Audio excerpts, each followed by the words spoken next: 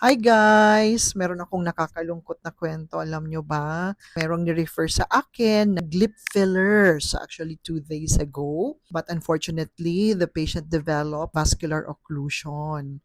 So actually, ang vascular occlusion, especially sa lips, medical emergency siya. Why? Because yung fillers, most probably, accidentally na-inject into or na-compress niya yung isang blood vessel. So, yung ugat natin. Kaya nagre-restrict yung blood flow into that area.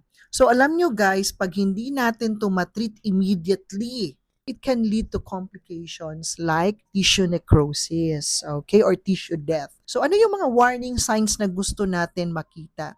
So, mapapansin natin, immediate blanching. So, yung skin nagto-turn into stark white or pale instantly after an injection, merong severe pain. Minsan sinasabi nila burning, very intense, or worsening pain. Masakit pa kesa nung standard na in-injectionan natin sila ng filler.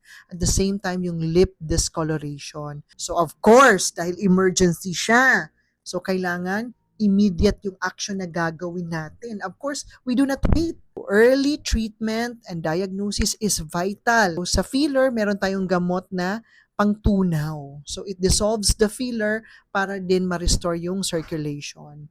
And of course, kailangan din, it should be done by a board-certified dermatologist or a competent licensed physician who have been doing filler injections. Dapat hindi gagawin ng hindi doktor. That's it, guys. Because at Youth Plus, it's always you.